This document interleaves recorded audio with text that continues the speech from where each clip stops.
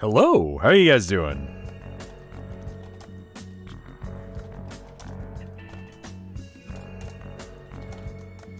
We're reading over a thing that I found out about that I want to make sure that my Discord's in on and knows about.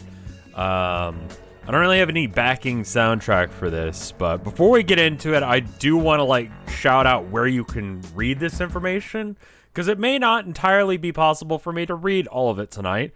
And I want the person who actually worked on this to get the love and respect that they deserve for working on a really cool project. So, real quick before I get into it, I do want to explain what it is, as far as I understand.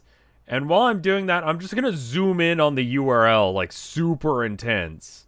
And that way, you can read along with me if you'd like. Let me see if I can get that in view. Can I do that? Yeah, no, we're going to stall for a second. It's Alt, right? Yeah, there we go.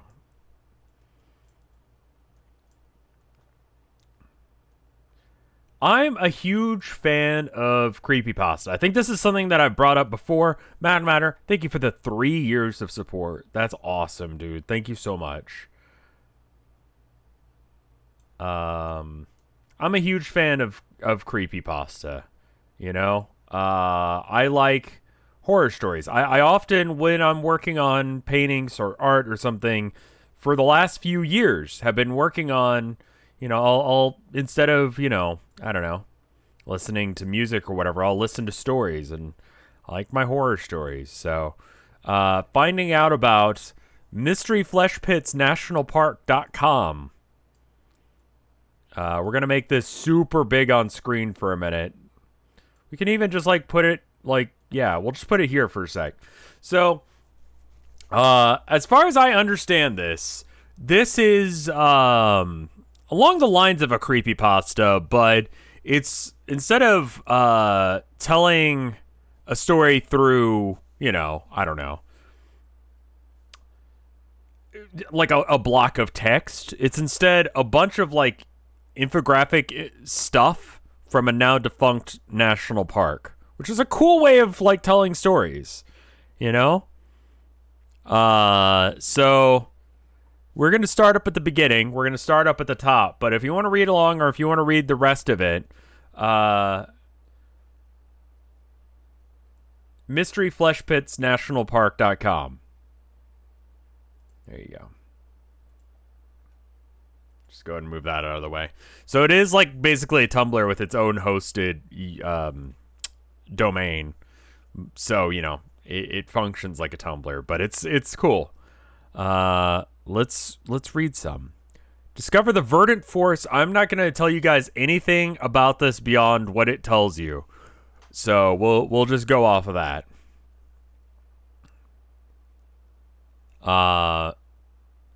Discover verdant forests, majestic scenery, and cosmic terror.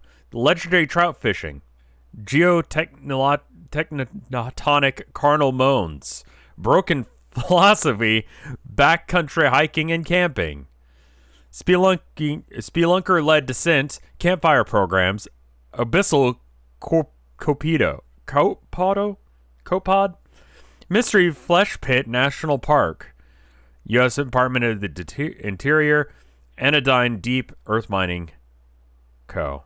And then it's got a little while the rural areas of West Texas are known for their sparse populations, one tourist attraction seems continually to generate a steady stream of visitors around the vacation seasons. The titular Mystery Flesh Pit has been a wellspring of fascination for geologists, biologists, sociologists, engineers, and the general public alike. Guests are advised to book age-appropriate tours and activities well advance of their visits through the pheromonal discharges and the overall agitation levels of the Mystery Flesh Pit. Okay. Can vary with short notice. Visitors should be advised to prepare for the changes in schedule in availability. So if I press left and right, is that going to work? Okay. So we got some major fauna that exists in the mystery flesh pit. I'm sure that there's like a appropriate way, like correct order to read this in. Let's see if we can get to that.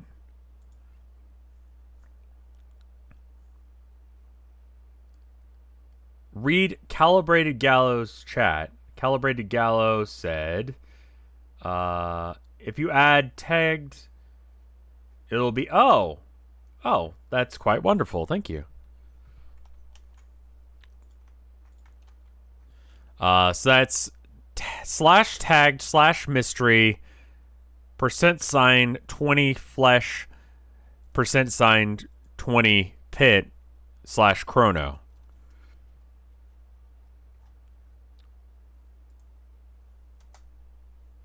Oh.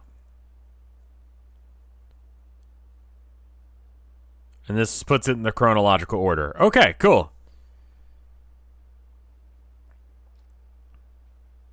Yeah, Tumblr's dumb. You do actually need to sort things like weird with tags. All right, so we got a park trail engineer, and then if I press right, it'll go. Okay, cool. Good. That'll make things easy. Adapted farm jacks are used to temporarily enlarge tight areas long enough for an engineer to deploy stent frames.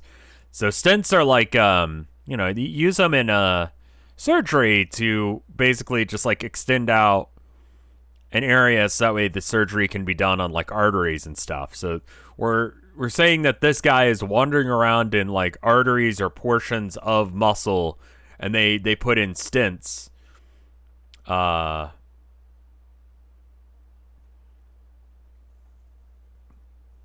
In order to walk around in these caves. Multi-tool contains powerful laser for carving new trails into existing fleshscape, and also acts as a deterrent for territorial macro bacteria. Smooth neoprene visor and helmet. Impact driver for erecting stent frames. Compact stent frames are set up by trail engineers and as they descend and into undeveloped organs of the pit vesicles are later widened by larger crews. Air is nominally breathable within the pit, but reserve oxygen is essential for unexpected drops into noxious gas bladders or carbon dioxide-filled pockets. Robust, overpowered caving radio serves as both practical and psychological purposes. Pant cutoffs, cuffs, and boots are interchangeable due to the frequent effects of gastric enzymes and fabric layers. So you can switch out your pant cuffs because you'll probably need it. Okay. Sharp cleats aid in gripping into the slick, fleshy walls. Enzyme secretions increase with trail building activities. Excessive liquids will need to be drained via vacuum hoses as scenic trail is further developed. Okay. Oh, we have text. The interior of the mystery flesh pit is at times an environment completely unsuited to human life. Park Service trail engineers work to reinforce and develop internal cavities of the pit into safe and pleasant areas for park visitors and their families. This service is most often outsourced to one of the park's most many corporate partners who supply highly specialized tools and equipment needed to traverse through the anatomy of the mystery flesh pit. To become a trail engineer requires extensive knowledge of the caving, geology, and macrobiology, as well as well-developed resistance to phagophobia. What does that word mean? Phage means to eat or devour. So, a fear of being devoured. Okay. I mean, yeah, honestly, you are being devoured when you go into this thing. Spoilers. So then we got the little car thing they drive, I guess. The Park Ranger utility vehicle. Rigid structural chassis withstands immense crushing force from certain areas within the flesh pit. An overall lozenge form factor was necessary to allow the IAV. Have they explained what that means? No. To traverse the interior anatomy of the pit. Mechanical joints and moving parts are encased in flexible shrouds to prevent buildup in viscera and vital clearance ahead of the clearance areas of the vehicle. Sensor canisters house a suite of X-ray, LiDAR, radar, and instruments for navigation. Heavy-duty utility winch is right here. No explanation on that. I don't think you really need one. Vehicle, power plant, and a 8CYL inline diesel engine drives a... What's up?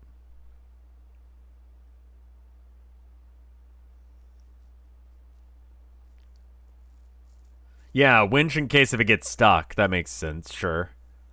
Allows full rotation, which allows for in 3 dimensions. Such flexibility is necessary for navigating the dynamic and challenging internal anatomy of the mystery flesh pit. Low-profile entry doors swing forward and out to prevent trapping occupants in the event that the IAV is crushed from above or below by pernostatic action. Don't know what that word means. Red light within the cabin preserves night vision of the occupants. Interesting. I never thought about that, why they always use red lights for that. I thought it just looked rad, but in retrospect, that makes no sense that, like, it should be red, right?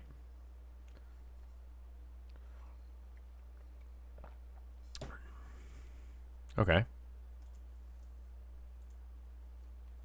Oh, there's probably... One of the earliest challenges in development of the mystery flesh pit was the simple logistics of transporting personnel and equipment within the pit. While early crews had limited success crawling through the pit with canvas bags, it was apparent that a more reliable solution was needed. Grumman Internal Anatomy Vehicle, Internal Anatomy Vehicle, I guess that's what IAV, was designed for the ground from the ground up with the complex terrain of the flesh pit in mind. These 2-man, low-profile crawling vehicles were the workhorse of early construction projects within the mystery flesh pit.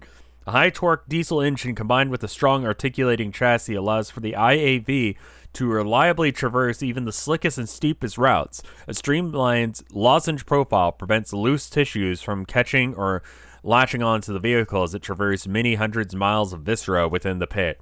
So they're saying you got to drive hundreds of miles in this thing. There's hundreds of miles of flesh that you have to drive through to get an idea of scale.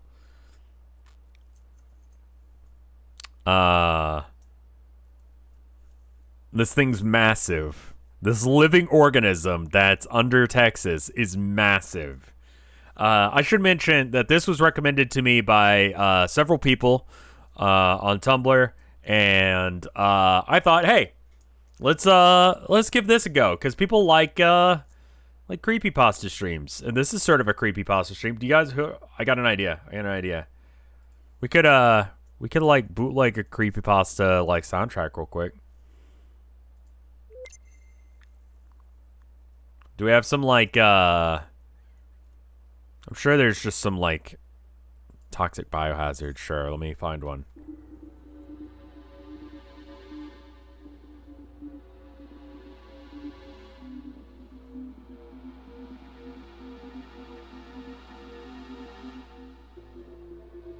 Yeah, we could do something like that.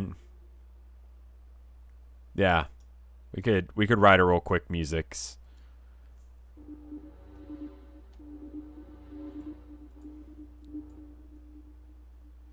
That can go on for like a measure and then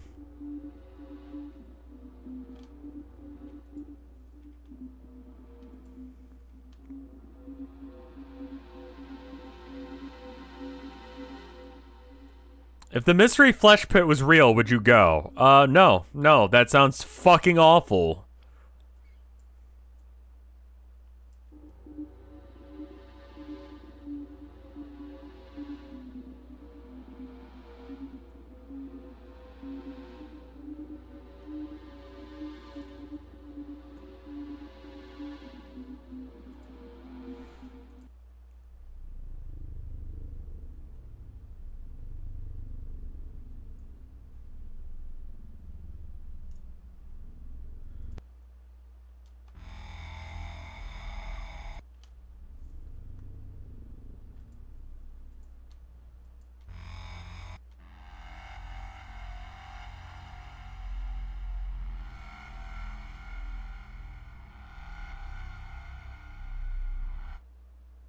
Oh, right. This is a demo version of it.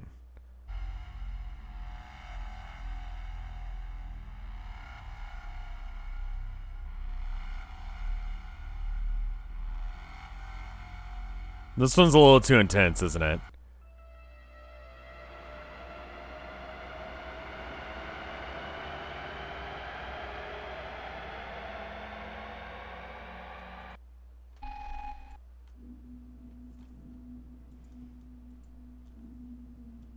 I'm looking for fleshy sounds.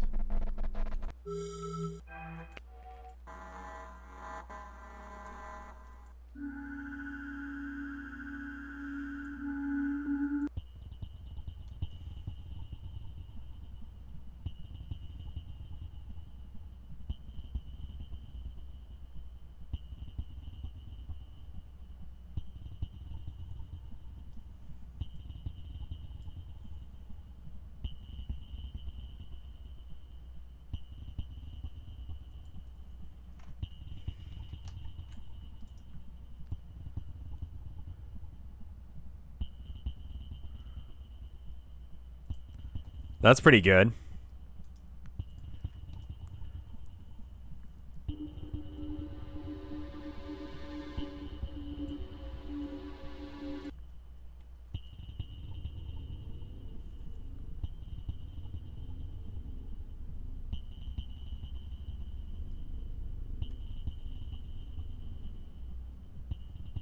Oh, that's some fucked up vibes.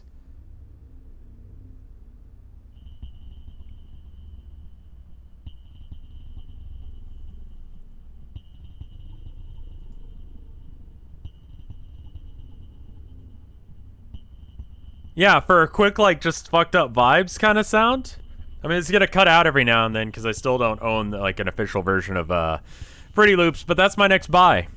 So, I love it. It makes me feel afraid. Great. It's better than just empty audio. Alright, back to this then. Alright. The Grumman internal... Okay, right, we read that. At the time the Mystery Flesh Pit was absorbed into the National Park Service, many of the remaining IAV fleet were used by the Park Service as Ranger field vehicles. As Ranger vehicle, many of the IAVs were used in a variety of mission profiles, ranging from law enforcement, wildlife mitigation, as well as search and rescue operations. Very few of the vehicles survived or recovered following the 2007 disaster which closed the Mystery Flesh Pit. The remaining examples, which do still exist, command astronomically high auction prices and are much sought-after additions to the exotic car collections.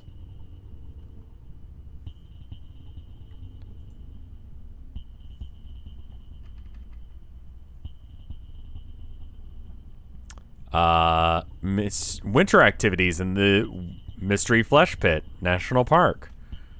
Okay, so you can't just press forward on it. You gotta, like... Aberrant alarm. If the emergency light is blinking, cryptic phenomena has been reported in this area. Never enter a work site with highly occult activity. Okay. High technology deep in the heart of Texas. Almost half a mile beneath the brutal Texas sun lies one of the newest and most advanced computer systems in the world. Its purpose? To allow engineers and park rangers to rein in the ancient and inconceivably large permanent basin superorganism. After all, this is cowboy country. Oh, it's like a popular science. Oh my god, they really got the aesthetic down. This does look like a 1995 Popular Science. I had a subscription to Popular Science as a kid. My aunt was like, we want to get you something that like will like educate you. So they got us like a subscription to Popular Science. And so every now and then I'd read a little bit. Didn't understand what the hell I was reading, but you know, it got me interested in stuff, so it worked. But the fact that like I had Popular Science as a kid, like this is like so on point.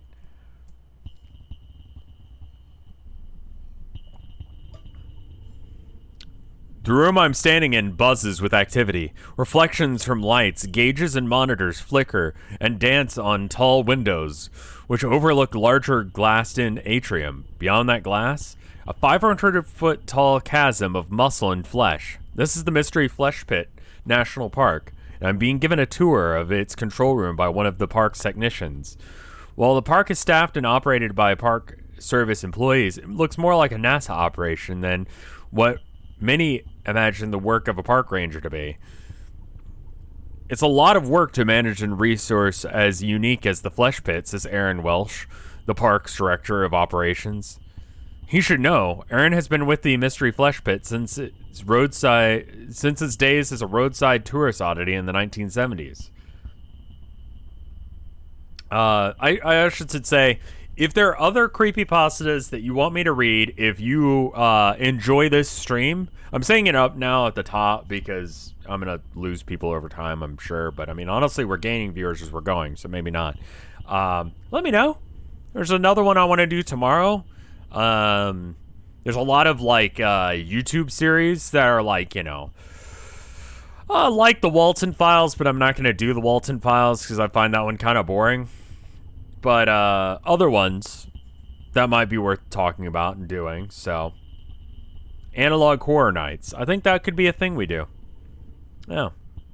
So, if you guys like the idea of this, let me know, especially on After Hours. Chat seems to be enjoying it. But, any interest in Local 58? I've already watched it, but I could watch it again.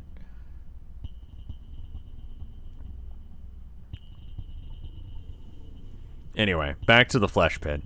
In the early days, we didn't have any kind of advanced monitoring systems, so seismometers and pressure balloons hooked up to long tubes and barometers. It's really primitive, and you could only know what was going on with the pit locally, kind of like a doctor being able to listen to the heartbeat, not much else. As the interior of the park was explored and mapped too, so too did the technology mature. In 1981, a fixed hydraulic-based system was installed, which allowed operators to both monitor the pit's overall condition while also influencing the behaviors of specific anatomical elements such as valves and muscles. We've come a long way, I think. Aaron beams. This new computer system gives us unprecedented degree of information and control over the pit's activities. We're already seeing results in increased guest safety and satisfaction. The weird spacing, this shit. Mandela, Gemini, Local 58, Petscop. I think, if not tomorrow, I think we're going to do this one. Alex, Kansas, which I believe is, oh yeah, this one. This one's fucking weird. We'll do it tomorrow or something, but...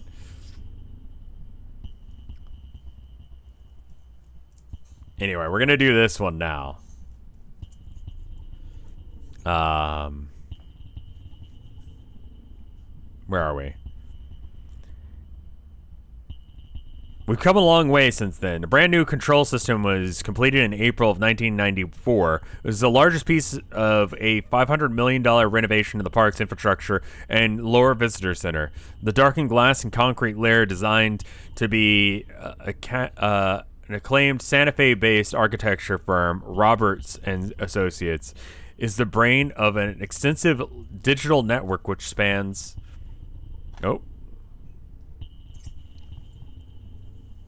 miles through the pit's anatomy. I'm going to read this infographic real quick first. Facilities and engineers consoles monitor the park's infrastructure systems from trail lights to elevators. Dedicated comms and consoles maintain constant line to the surface support facilities. Powerful supercomputer array processes vast amounts of data from field sensor stations. Command console oversees the entire system. Operations director can make and change to executive level processes. Large projector screen displays vital statistics and condition alerts. Can you see my mouse? You can. Okay. Full color monitors can display up to 4 security and trail camera feeds at any given time.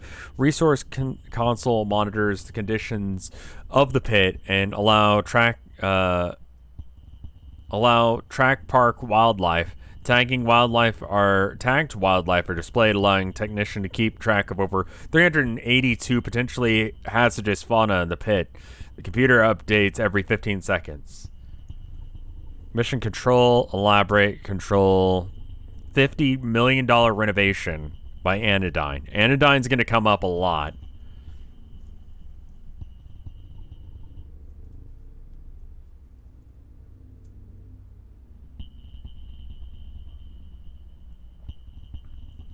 At one end of the system are more than 800 sensor stations, strategically embedded throughout the known portions of the national park. These sensor stations themselves, combination of weather satellites and nerve ganglion, are outfitted with dozens of instruments and measure a range of conditions such as humidity, bioseismic vibrations, pH levels, fluid pressure, air quality, and even pheromone concentrations. This is going to be important. This is a raw stream of information from the field station is continually transmitted via insulated cables to the network hubs until it is eventually collects within the large computer bank near the back of the control room. Aaron motions to the large blinking machines behind the glass wall. It's an enormous volume of data to handle, so a supercomputer sorts it out and turns it into a usable picture for us so we can get an idea what's going on any given spot. One of the 20 or so monitors in the control room displays a colorful chemical. Forget that I can't just press to the right.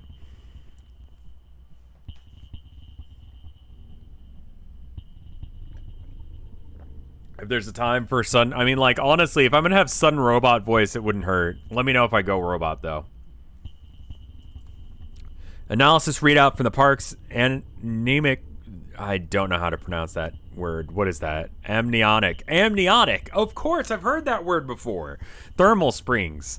While another depicts a slowly rotating 3D view of what looks like an airflow through some bronchial junction. We're interrupted by small alarms on one of the consoles. A few keystrokes and Aaron apologizes. Sorry about that. Lactic acid buildup in one of the trails. We constructed a new bridge in the trunk part that sort of pinches a few muscles, so we have to dump mitozam into the tissues. Why not go around?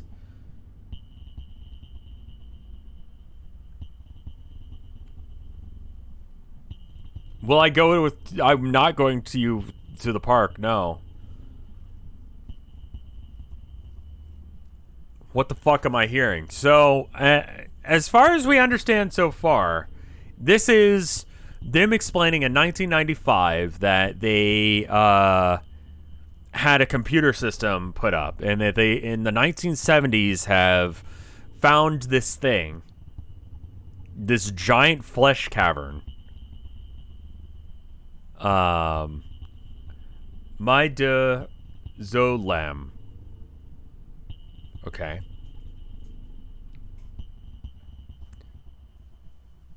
Big words everywhere. They're being very technical about stuff, but basically they've built a bridge through one of its muscles, and it's producing lactic acid because, like, that's a thing that, like, when you start jogging or whatever, your muscles will do lactic acid. That's why it kind of burns when you run, and it's like your muscles are reforming with that.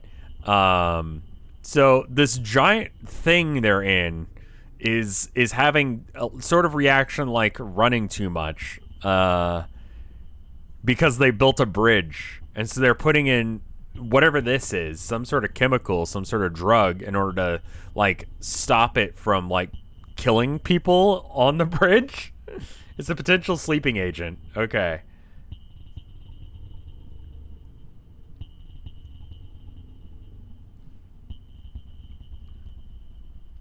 It's midazolam is used to relax people before surgery. Yeah. They were drugging it in order to keep it from, like, killing them with the muscle spasms. into the tissues once in a while to prevent muscle spasms. This new system works in reverse, with targeted chemical injections and precise jolts of electricity acting as a harness for the pit superorganism.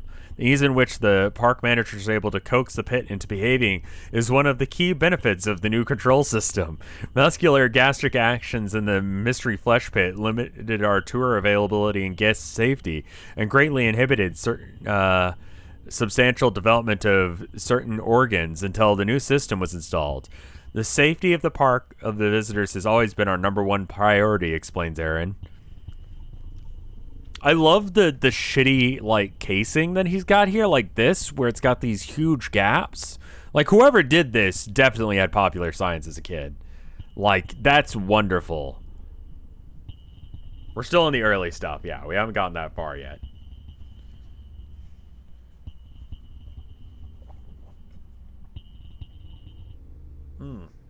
That's some cold coffee. Standing at just under 3 feet tall, the sensor... So this is the sensor that they're talking about that can zap it instead of using the chemicals.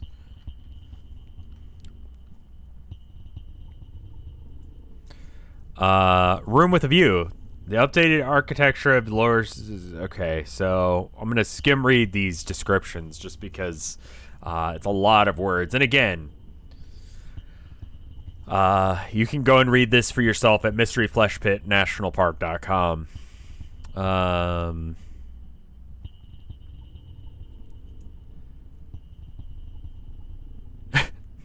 New retail spaces within the center's concourse are slowly attracting vendors, with Burger King and Trader Vic's already pioneering franchises in the exotic locale.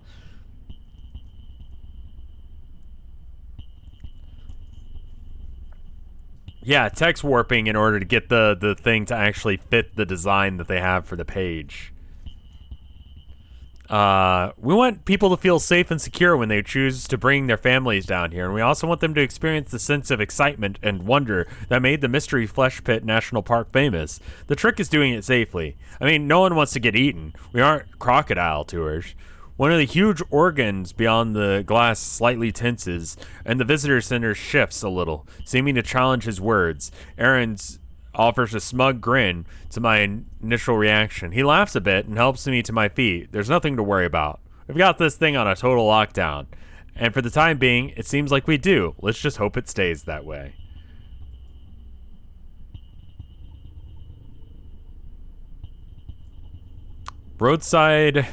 Roadless rallies. 4x4 off-road jamboree through the Mystery Flesh Pit. Summer qualifiers, May 24th, 1988. The third annual. They've done it 3 times. I love that instead of blood or mud, it's blood. It's amazing. There's text at the bottom of the page. Oh, you're right. An article from June 1995 issue of Popular Science, which briefly talks about the mid-90s renovations and upgrades of the control systems of Mystery Flesh Pit. For a time, this control facility was state-of-the-art and remained more or less unchanged until the eventual catastrophic system failure resulted in the closure of the park. Tremendous loss of human life during the events of the 2007 tragedy. The third shift crew barely stayed within the control room to attempt the rescue aid at the cost of their own lives. Bravely stayed within the control room. Wow. All right. We'll get to 2007 eventually. Caver Coop's Spooky Halloween Carnival at the Mystery Flesh Pit National Park.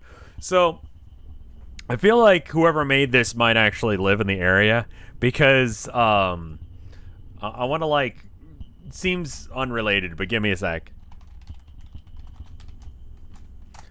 Texas has some... caves. This one is more or less under Austin. It's Interspace Caverns. I think it's like near Georgetown. And let's see, activities. Just like the detail of like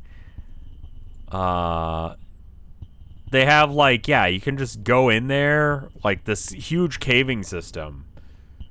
The Interspace is honestly very cool. And if you haven't been, I highly recommend it if you live in the area. It's super neat. I mean, it's mostly limestone. because it's Texas. But, you know, let's see. Do they have any pictures? Is the cave cold? It's actually pretty nice. Yeah, 72 degrees Fahrenheit. Which makes it feels like 80. It's like nice. It's actually like I would live there in a cave. But anyway, just wanted to like say like, but they do stuff like this. I'm pretty sure, like weird Halloween things. Haunted hay rides, pumpkin patch, campfire stories, decorated trails, scary petting zoo, signed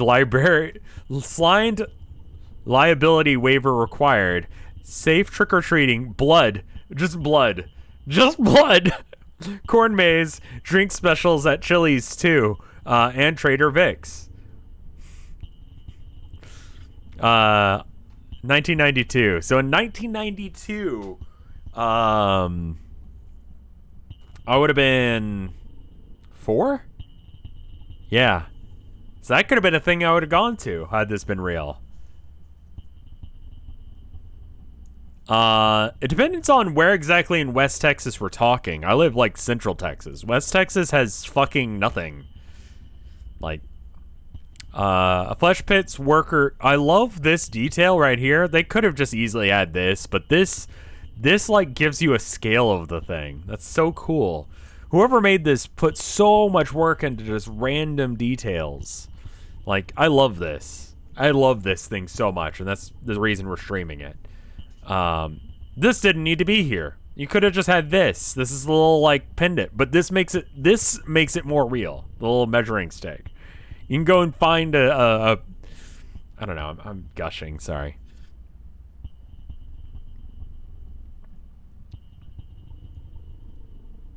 All right. Mystery Flesh Pit Worker's Prayer. Each day I descend into the deep, cutting meat to earn my keep. Pray to my Father in heaven above that I return to those I love, and somehow death and I should meet. Even the flesh pit needs to eat. As even the flesh pit needs to eat. I want my loved ones to know, loved ones to be sure that in Jesus' arms I am secure. Okay. So I noticed on the wildlife brochure there's a logo marked Joint Disaster Reclamation Venture. What was the disaster if the brochure was before the closing incident? So you got Anodyne, again, deep earth mining. They're not a real company, so they're important to know about. This is the QA. This is the order that it came out. Because the mystery flesh pit was discovered unprecedented to modern science, the Department of the Interior, along with the EPA, initially classified it as an ecological disaster. Anodyne Deep Mining Earth Mining Inc. was awarded the primary operational contract for the earliest surveys and expeditions into the pit. With a unique agreement, I'm going to change, actually, this one.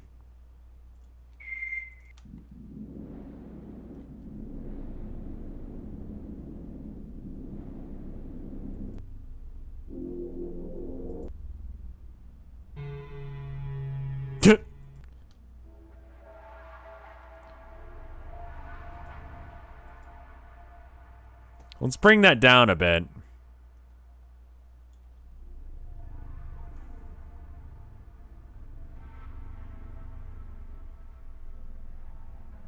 I could probably put on like Yumi Nikki or something like that. I should probably make a proper soundtrack for this.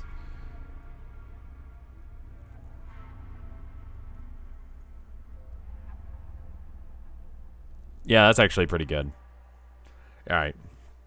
In interest with the transparency in the government, the partnership was made public knowledge in the development activities being referred to as reclamation. This terminology stuck around even in the decades following the discovery, long after the immense value of the mystery flesh pit was realized. Ironically, this terminology was finally accurate only after 2007 incident. Anodyne Inc. continues to jointly operate the Permabasin Superorganism Containment and Ecological Exclusion Zone, but has taken numbers of steps to distance its brand from the role it played in the tragedy. Prolonged skin contact with nervous tissue may result in increased color perception range. This effect is temporary and often dissipates within 8 to 10 hours. God, this guy, whoever this is, and I say guy, I honestly don't know, but like, there's more to the last one? No, these are all like people who liked it on Tumblr. You're good. You're good. Whoever did this, like, I hope that you get a like fancy, cool job doing like graphic design or whatever the hell, you know? Like, you're good at this.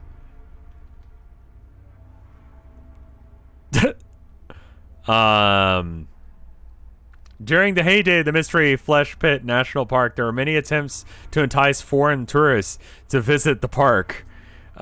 Many of these earlier marketing campaigns were met with middling effectiveness, while later branding strategies focused on the natural health benefits of the amniotic spring baths yielded far greater success. The South Korean language advertisement is an example of the earlier campaign, which, like its original American counterpart, focused on thrilling, adventurous aspects of the unique park. Thanks for helping us with the translation. That's wonderful. I love that. That's Korean? Yeah. Q&A. How deep is the pit? So the Q&A sections are like kind of like out of character, but sort of, not really.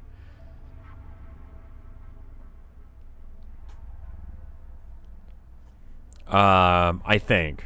How deep is the pit? The depth record for human was achieved in 1979 by an expedition team who was able to reach the unprecedented depth of 19,102 meters below. I assume that's meters below the entry orifice. Okay, so real quick, let's get like a scale for that.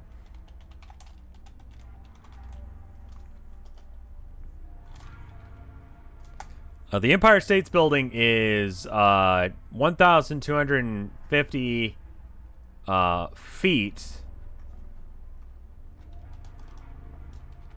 Oh my god, what? Am I doing this right?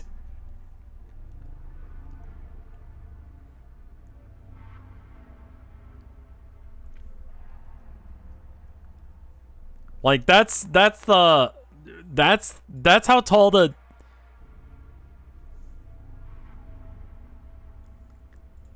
like fuck, what am I comparing this to? Like, I compared this to the Empire State's Building, and it's still like they've gone multiple times further down. Everest? Yeah, maybe I try and compare it to Everest. How tall is Mount Everest in meters?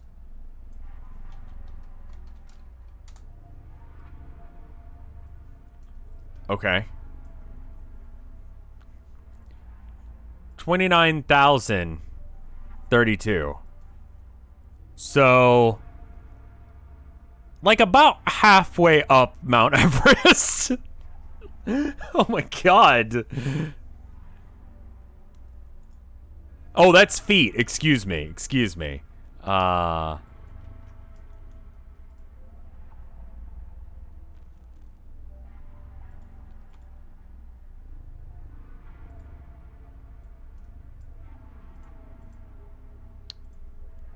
8,000. Okay. It's not quite that big. Okay. So it's smaller than Mount Everest, but bigger than the Empire State's Building.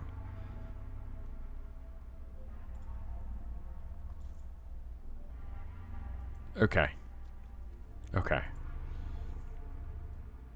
Wait. Oh my god, it's 2 times bigger than... I misread that. It's 2 times bigger than Mount Everest. It's 2 Mount Everest down. Holy shit.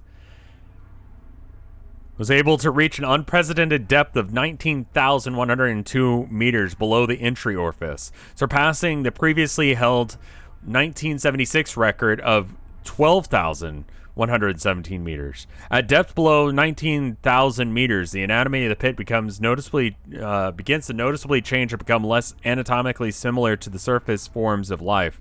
Explorations beyond these depths are extremely challenging due to the exotic and largely unknown nature of the pit's lower anatomy. The unmanned expendable probe vehicles have been able to surpass 19,000 meters depth, but the poor communication quality over anything but tether cables has made further exploration cost prohibitive. It's hypothesized that the pit may well extend to the Earth's mantle, which many scientists suggest that the organism may be native to the interior of the planet, merely having surfaced to the upper tectonic plates for unknown reasons.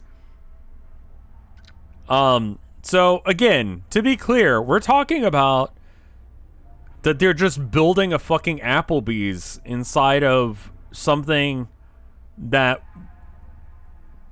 Yeah, the creator's staying in character in the QA. Okay. No, the planet isn't flesh. No, this is just an enormous fucking creature. For idea. Like, for scale, this is just a large fucking thing that happens to live in West Texas. This is honestly one of my favorite projects I've encountered in a long while. I genuinely love it to pieces, though. I've got to ask, what exactly are anodyne mining down there? Good question. Among the resources harvested from the mystery flesh pit, by far the most ubiquitous, that's how you pronounce that word. I'm from Texas, can confirm. Yeah, no, we would do that kind of shit. We would put a fucking Applebee's in there. Well known to the public was the amniotic ballast. The miraculous silky fluid was extracted from deep within the pit and was refined on-site before being transferred off-site facilities for additional processing. From there, many different products were manufactured by Anodyne, and each exploited the fantastic properties of the ballast. One of the more notable best-sellings of these were the Vinesauce line of consumer-grade OTC supplements. You deserve to feel better than good. Vinesauce for him and for her, and de-aging peptide. So they're harvesting the fluids of this thing.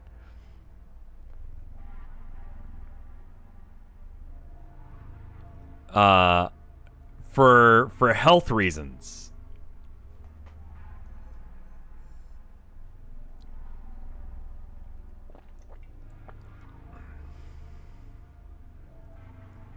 Refined amniotic ballast was concentrated to combine with other materials sourced within the pit to cure a range of ailments ranging from general malaise, mental degradation due to aging, to growth of several carcinogenic tumors.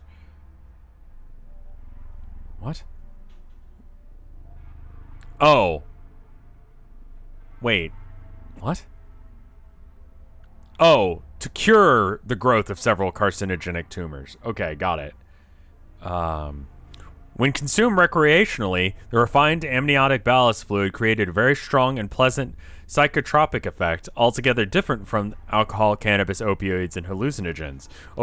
Although not habit-forming, the direct, plentiful benefits of the product, such as Vinesauce, saw year-over-year continual market growth from the time it was initially offered until the supply was effectively shut down following the 2007 closure of the pit. Beyond ballast-based products, several other materials were mined from the pit by Anodyne. Bone structures were mined and cut down into slabs, which were found prominent use in the construction industry as well-insulating, lightweight, yet incredibly strong building and finishing material. Just build a building out of bones.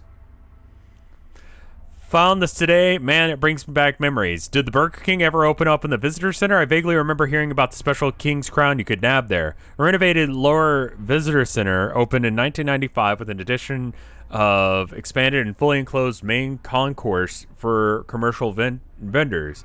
On opening day, the lower visitor center contained only 3 vendors, a small convenience-size style store, a full-service Trader Vic's. I don't know what Trader Vic's is. I've never heard of it. I assume Trader Joe's? Is Trader Vic's a real thing?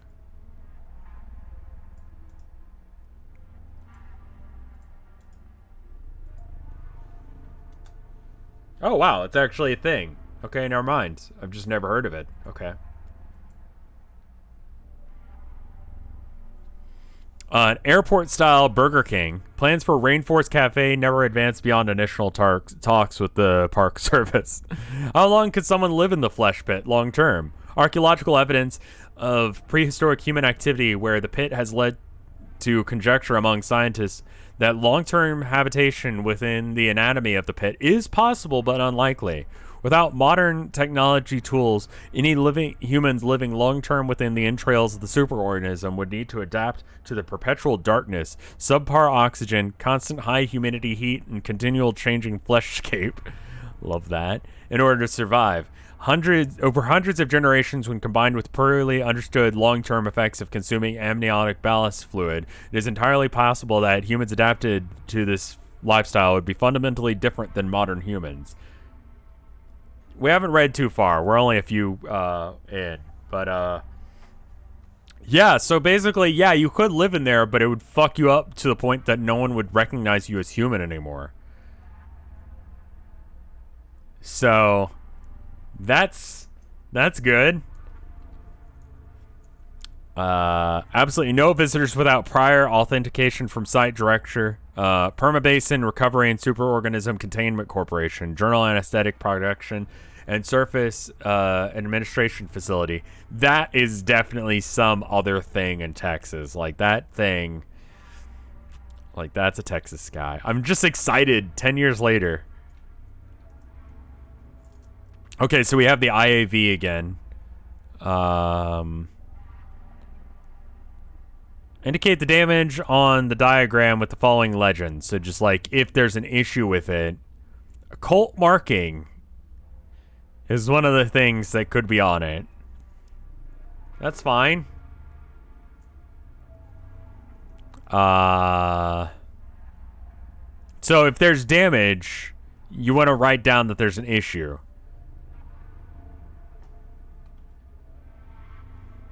Friendly faces. Meet the fine folk who work hard to make sure the visit to the Mystery Flesh Pit National Park is safe, healthy, educational, and most of all, fun. Wow. Oh my god, I love this shitty mirror that's all scratched up. So you could like... And you! You're someone who's in here. These rangers are the core of the national parks. Like, that's absolutely something. Like, it's got like the anarchy thing drawn on it. That's wonderful. That's wonderful. It's such a cute detail. And the flash from the garbage mirror, so you can't see shit. It's great. So when I say stuff like, oh, the mirror looks really shitty, I mean, like, yeah, no, at parks like this, they do have stuff like this, and they do look like trash like this, so that's a compliment. They did a really good job. I'm just blown away by random shit like that. Park ranger, law enforcement, wildlife rescue, variety of tools, interpretive ranger, provide useful historic and cultural information and give presentations. Guide ranger, want to explore off trail? Guide rangers give exclusive access to some of the most interesting parts in the Mystery Flesh Pit. Reserve your tour spot and the guided tour counter. Why would you do this? I mean, like, Texans absolutely would do this, but no, don't. Fucking hell. In the unlikely event that you become injured in the park, in the unlikely event that you become injured in the Mystery Flesh Pit National Park, the giant fucking sleeping creature underground, the unlikely event that happens, they have an award-winning medical staff trained in a wide array of search and rescue, first response, and traumatic injury care. Technician, all of the infrastructure within this are done. They keep the restrooms clean and the trash cans empty. The lights on and the elevators working. Aw, that's great. Trail engineer. Trail engineers open up new passages for trail development.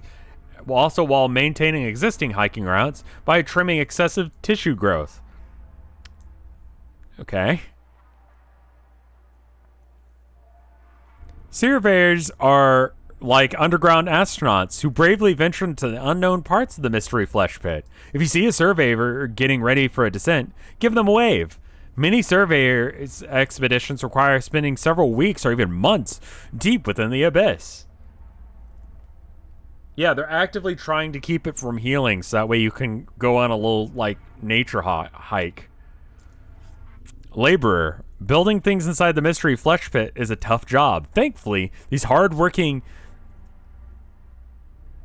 Ouroboros are happy to work in some of the messiest parts of the pit in order to provide a better life for their families. Habla Español. Wow. Spanish for builders. Okay.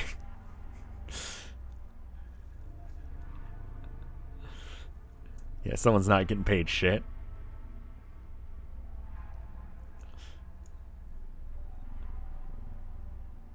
Yeah, this sign is probably from like the 70s or something, so you know. Workers you see wearing yellow outfits are mining personnel who work to extract precious bodily fluid tissues, and other resources from specially designed areas in the mystery flesh pit. If you see mining activity within the park trail, tell a park ranger, or dial 15 on a trail phone. Okay. A scientist, geobiologist, bentobiologists, and other scientists of all types routinely perform research while within the Mystery Flesh Pit National Park. Their valuable insight into the health and characteristics of the pit help us to better understand what the pit is and where it came from. Wow, wonderful.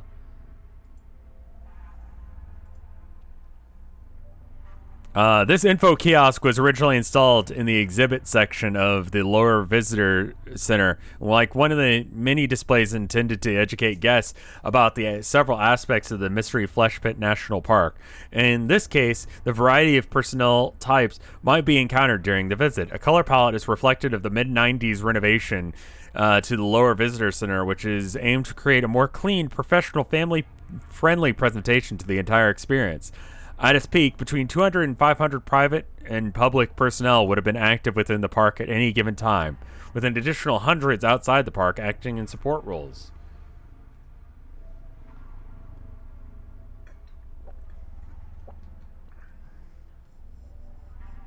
Did they say what happened in 2007? Not yet. Something bad, though.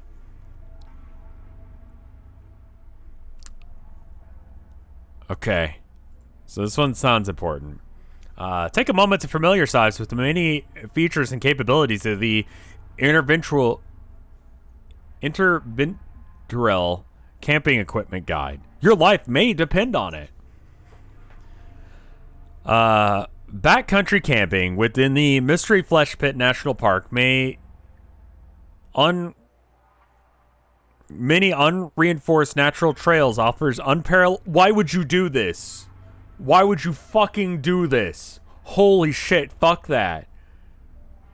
Like, they've got, like, set trails and stuff, but this is, like, if you want to go off the trails and hike. Absolutely not. No, fuck that. There's a zoom in. It doesn't help much. For adventure.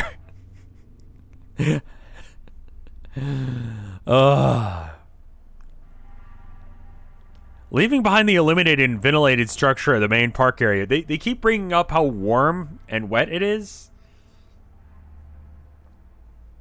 People try and hike Everest all the time, and it's dangerous as hell. If it was real, people would absolutely camp out in the Flesh Beast Park. I know. I fucking hate it.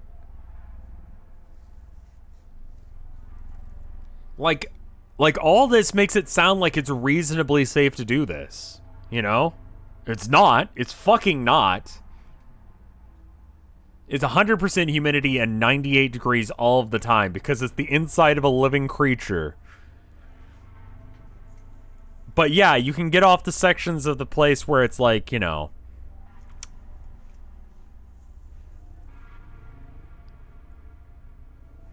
The humidity would just add. Yeah, it would suck.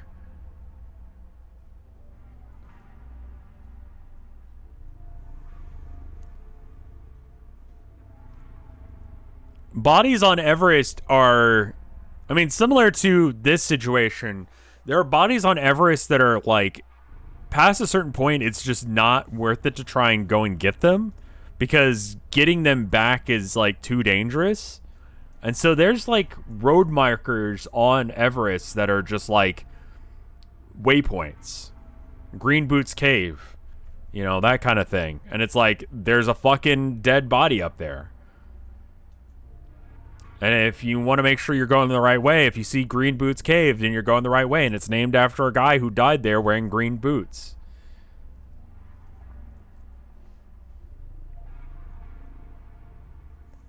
So yeah, people are fucking stupid and will try and climb and get into things they shouldn't. The yellow bag in your kit contains an interventional tent. Unlike traditional tents, this tent has been designed specifically to accommodate 2 hikers within the interior anatomy of the mystery flesh pit. The sturdy frame, once assembled, will protect you from the potentially crushing action of the peristaltic muscle action while you are asleep. So the muscles will try and crush you to death while you're sleeping, but it's okay, you can totally sleep. While a special fabric of the tent will prevent the pit from leaching moisture from your body. The orange bag in your kit will contains your support pack, an all-in-one unit to provide you electrical power, illumination, a propane stove, and conditioned air. It also contains an orange bag. Also contained in the orange bag are your necessary hoses to connect the support pack to your interventional tent. So you can have AC in your death tent. That's the motions your throat makes when you swallow. I hate it. Coin-operated hiking support kiosks are located at 5-mile intervals along the natural trails. These illuminated stations each provide clean water nozzle, gasoline nozzle, dissectant filters, exhaust filters, snack and cigarette vending, and an emergency telephone line to the lower visitor center. Your support pack is designed to be replenished at these kiosks. Please do not dispose of used filters or trash at these stations along the trail routes. Used filters may be recycled at the lower visitor center. Remember to stay hydrated, as the high temperature, high humidity environment can quickly lead to a dehydration when combined with strenuous physical activity. Do not approach any wildlife you encounter while hiking. Observe from a distance, but do not attempt to disturb any inner pit life forms. Exercise an attitude of respect and courtesy for fellow hikers you may encounter. For many, the act of hiking is a multi-day natural trail is a deeply personal and intimate journey made by people of different lifestyles and backgrounds. However, if another party invites you to join them for a meal or a psychosexual ritual, consider it. Sure. Memories are made on the trails and are often memories that last for a lifetime. We'll get into psychosexual rituals later, but I mean, like, you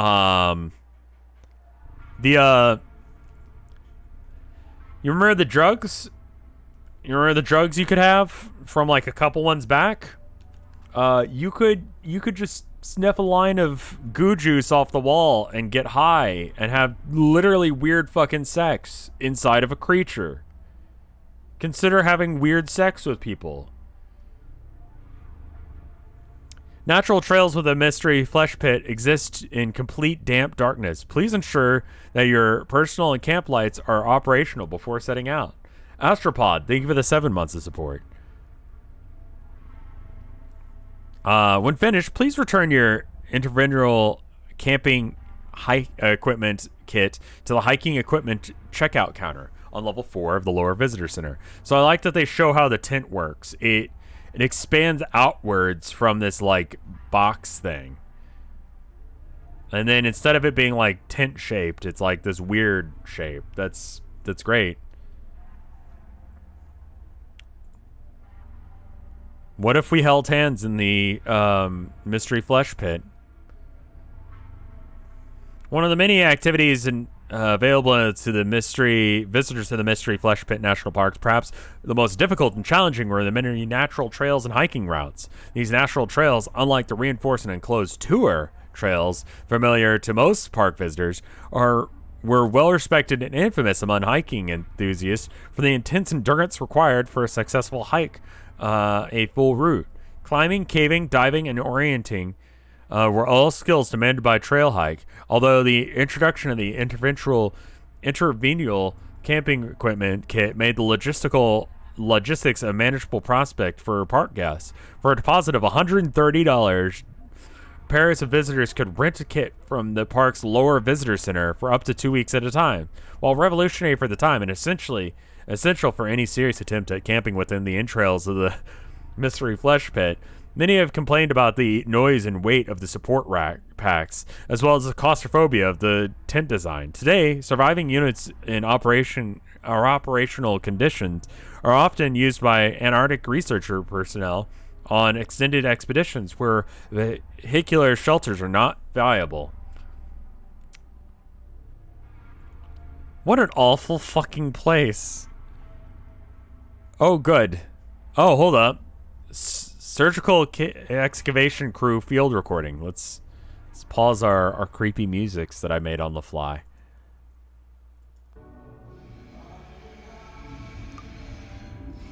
Oh, is this gonna be copyrighted music?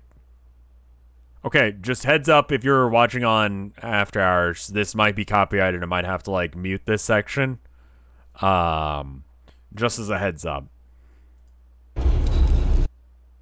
Okay, looks like...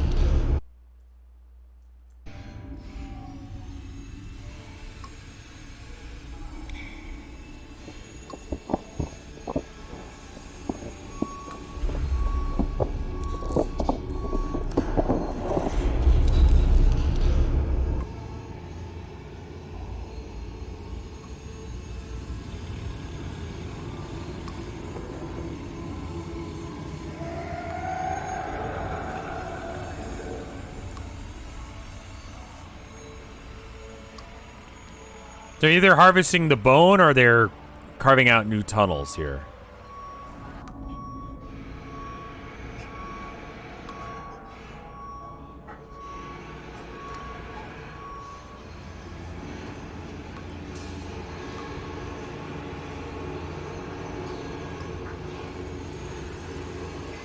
Yeah, I thought it was someone getting hurt, but it was a yeehaw. I sell the bone as a building material, and then there's the fluids inside that are, you know...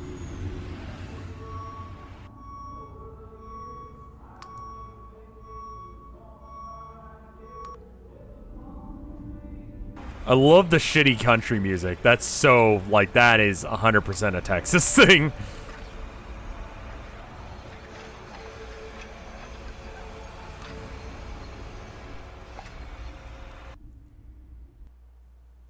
Like, just randomly, they'll be listening to some shitty-ass country.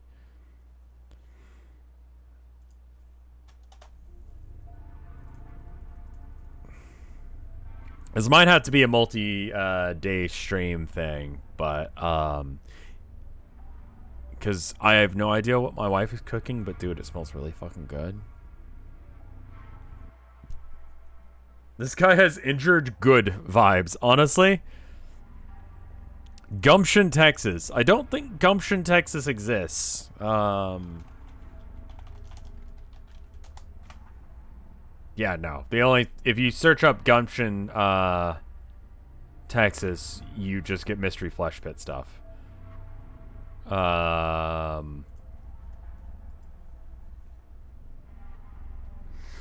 Hotel door hanger is a surviving example of the many types of advertising visitors might receive when staying on property at the Mystery Flesh Pit. Though it was understood that guests were taking a substantial risk in venturing into the maw of a flesh pit, legislation concerning the injuries and wrongdoings within the park was lucrative, if somewhat niche, legal specialization. Following the 2007 closure, of course, the number of out-of-court settlements and class action suits would skyrocket. Have you or a loved one been injured after contact with a mystery flesh pit? Call Homer Litver, the Butcher. Spiritual trauma, wildlife injury, OSHA violations, wrongful digestion, sexual and or industrial negligence. Sexual negligence. What does that mean? 1-800-MEAT-LAW.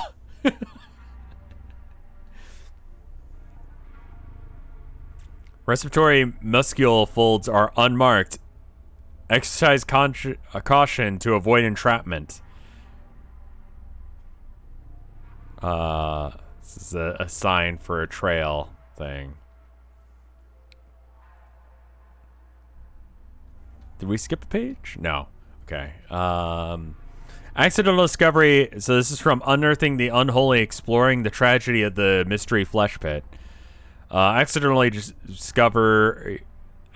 discovery, the Mystery Flesh Pit, and the unique phenomena surrounding it, target of headfirst and furiously paced campaigns of commercial exploration. Once architects, engineers, geobiologists, and geobiologists. It's like not a real term. And clerical members of the development team.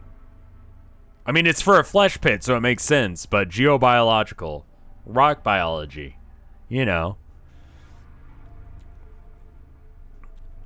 The clerical members of the development team had done their work to make the park safe and viable. Marketing teams faced the daunting task of selling the public on the intriguing, miraculous phenomena of the mystery flesh pit, while downplaying the visceral cosmic horror of the pit itself. Families were particularly difficult to sell, as children often displayed an overwhelming fear and aversion to descending into the throat of the pit.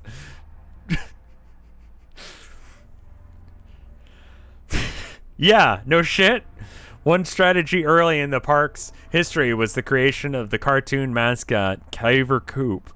A brief animated film starring Caver Coop was shown on the park's visitor center, where the character would attempt to assuage the worries of being eaten alive or swallowed to assure children and often parents that the pit was safe, perfectly safe and reinforced.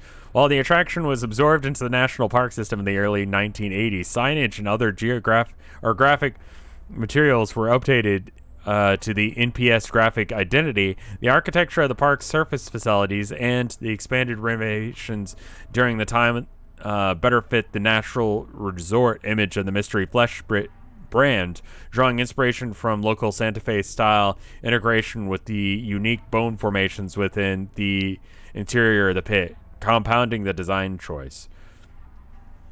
So we're going for like a Santa Fe thing repetitively. Santa Fe keeps coming up. No,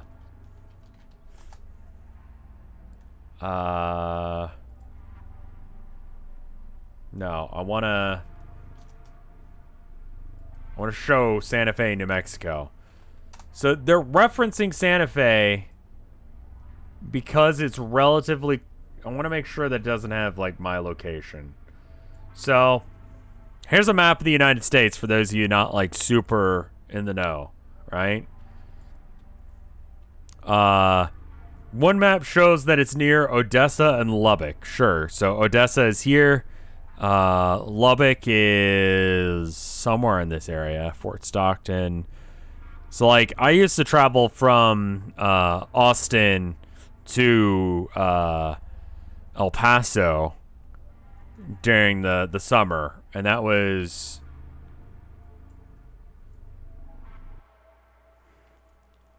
a long time. That is a significant drive. So they're referencing Santa Fe architecture in this. So like it's somewhere in this area, but they're using influence from over here. It's gonna be relevant later.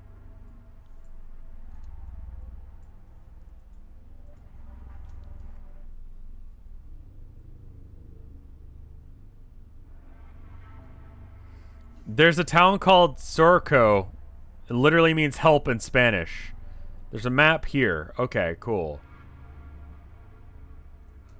Okay. I mean, we're probably going to get to this later, but real quick. So we got Odessa here and Lubbock there, and the visitor center is there. So if we look at... Okay, Odessa is there. Lubbock is... Sorry, I don't know West Texas all that well. Lubbock is somewhere up and to the right.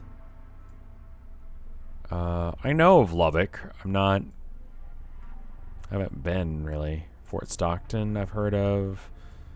Yeah, honestly, a random town being called Help in Spanish. That sounds right. I'd say that's right. Look at the scale. It's massive. Oh. So the visitor center is somewhere here. And Lubbock is there. Fuck.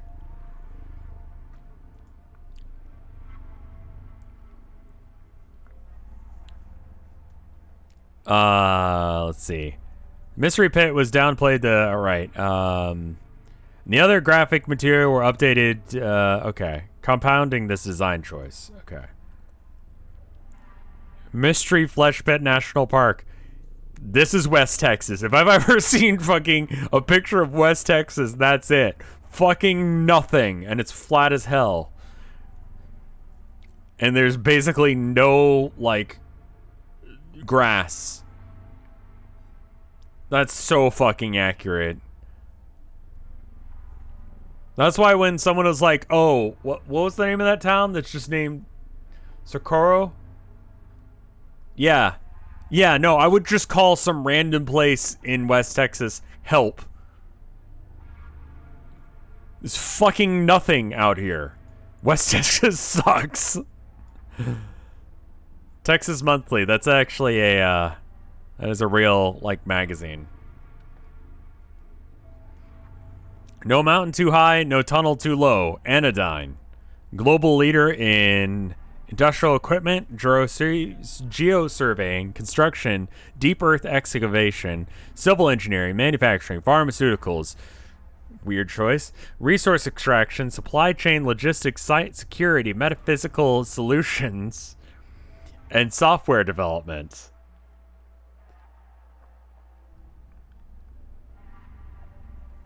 Like, the long drive is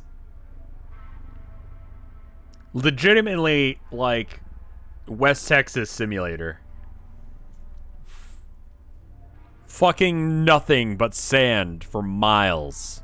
And you get to a rest stop and it's like a pile of shit in a pile. It's just, okay, you know? Anodyne was originally founded as Anchor Mineral Co. in 1923. In 1958, Anchor Mineral Co. I don't know why I'm saying material. Do people screech while driving? I would, honestly, if I had to do that again. Merged with Dynamic Equipment LLC in order to form a new company known as Anodyne Deep Earth Mining, later changed to Anodyne. Headquarters in Arlington, Texas, and prior to its 2008 restructuring, Anodyne Corporation was the 23rd largest company by revenue. Globally, Anodyne employs over 28,000 people. It operated 7 major research, development, and production facilities around the world, 6 of which were in the United States. The company was instrumental in the containment efforts following the 2007 disaster, but ultimately unable to provide full investigation by the Commission Geobiological Resources and Public Safety, which uncovered an alarming number of safety violations and poor management practices. The months after the disaster, the company filed for bankruptcy, with its assets either being sold or incorporated and restructured into the Permian Basin Recovery and Superorganism Containment Corporation under heavy regulatory oversight. The primary function of that is to monitor the Permian Basin superorganism and produce and administer industrial sedatives necessary to prevent the organism from entering an active state. They also oversee damage payouts to the victims of the 2007 tragedy. Who would have fucking guessed that this mining company that was like, let's build a fucking Burger King and this giant fucking monster. Maybe they did some sketch things when it came to, you know,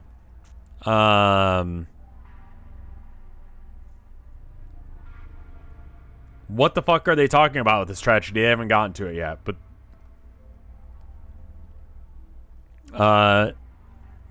well, there we go. July 5th. I don't know why I said May. That absolutely has that has one of the letters of May. We get to it. Just hold on. Disaster at Living National Park. Restraints fail as massive underground creature swallows hundreds of park goers. The Dow is going up though, so that's good. Sanctify, magazine of the Southern Baptist Association. Baptist Convention denounces exploration of the Mystery Pit, a foul tunnel to Lucifer himself, buried by the Almighty, enjoyed by the damned. Could the Texas Uber-organism be the beast of Revelations? Biblical historians weigh in. Socialist origins of the National Park Service. Top rabbi, products made from the Mystery Pit resources are not kosher. Abominations from the deep. That hoax debunked. It's just bad writing.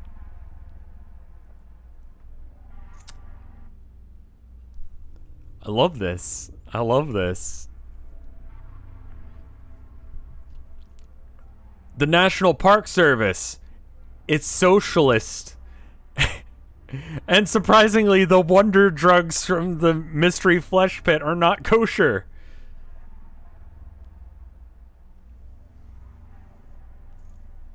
It is well known that there was a swell of protests from evangelical Christian groups during the heydays of the Mystery Flesh Pit, thanks in part to its association with the ongoing satanic panic. There are I can't read today. Accusations of demonic activity originating from the pit itself. It's a fucking giant. I honestly, very rarely will I say this, but I think that the fucking like crazy religious nuts might be right about this one. Maybe we shouldn't fucking go into the Mystery Flesh Pit. You know? No, I don't think that the Mystery Flesh Pit is kosher.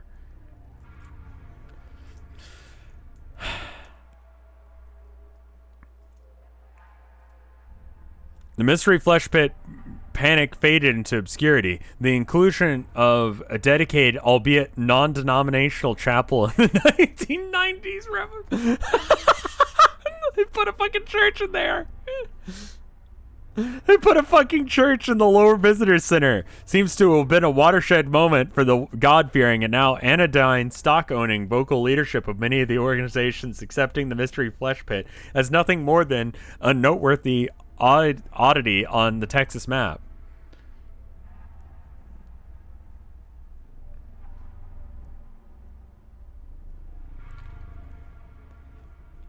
Take it from me, bud. You can keep a good man down.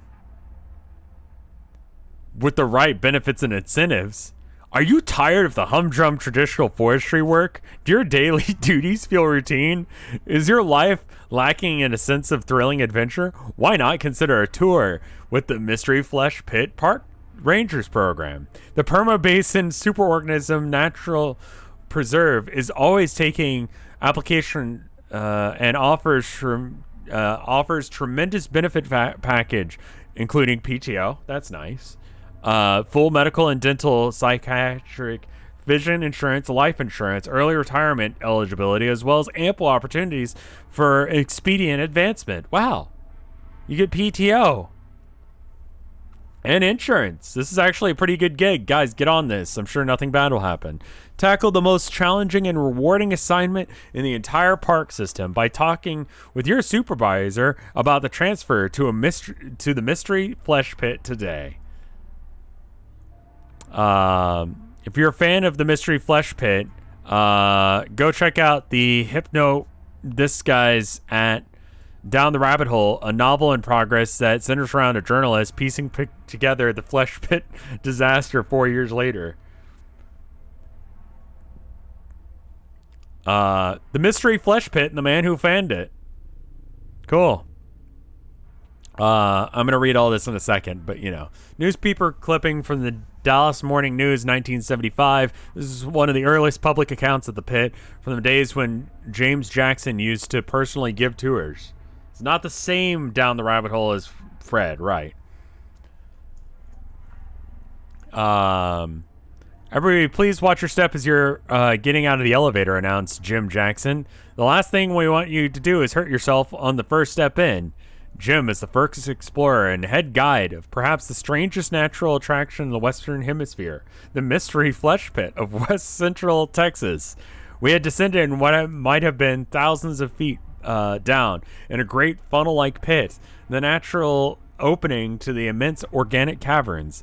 It was 10 o'clock in the morning. Upward was the rim of yellow cliffs and a splotch of turquoise sky. Downward was the flesh internal darkness and deep rumbling. The elevator gate slid open as the crowd passed onto the metal platform suspended in a great dark organic cavity. The great gate closed and was locked with an ominous click. We were severed from the world when our destinies weighed on Slippin' Jim Jackson and his staff guides. How do you get that name? An excursion of wonder and terror in nightmare realms. Ghostly monsters, giant arteries, skyscraper muscles, pits of hell.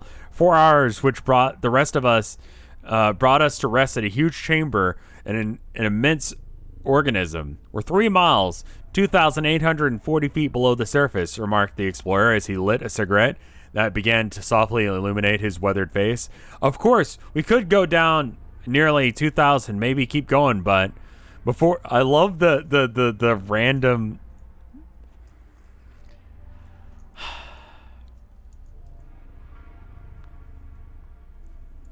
That's great. They do that in newspapers. Again, great touch. Before he could finish, an electrical arc burst into a vivid white light, like a prolonged flash of lightning between 2 large transformer terminals. The ozone cloud dissolved, and what we saw was a modeling ceiling. High above, there were strained lung-like walls standing far apart. The jolt of electricity concluded once more. Depressing darkness closed in close around the cluster of lanterns. A routine relay switching, we were assured. The engineer working nearby told us that routing power down here is quite the puzzle. How did you ever manage to find your way down here? I asked our guide. Me and old Ortez, Jim answered. We're swallowed down here using a modified diving bell. We had to tie off to a platform up top and with cables and hoses. By the time we came to rest, we were here in the gullet. With a powerful flashlight, the path had been pointed out as a great ring-like hole. Gaze bit. So you see the actual quotes first, yes.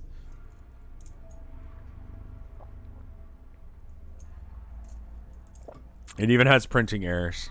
It's wonderful.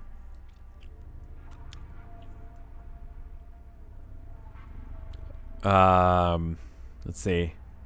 With a powerful flashlight, the path had been pointed out in great ring-like hole, hundreds of feet overhead, several dozen feet in diameter, which the cables and track of the elevator are now affixed. Coming back out, climbing the cable, continued Jim. I was kind of scared for Ortez, because the long way towards the top, he slipped and got a fistful of some slime. We had 2 ropes hanging side by side.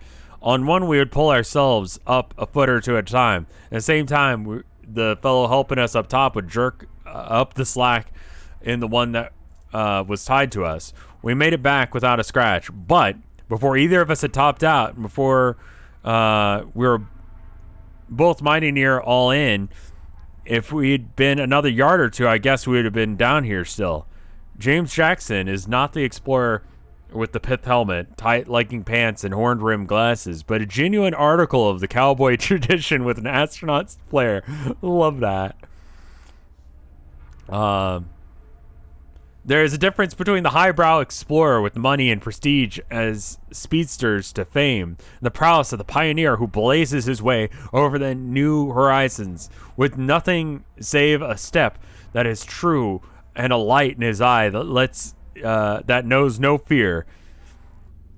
There was no crowd of reporters to hang. There's no crowd of reporters to hang in on Jim's every word.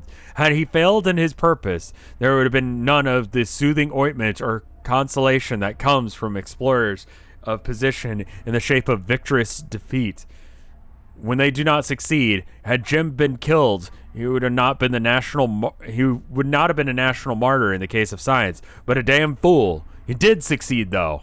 Yeehaw! Yeehaw, cowboys!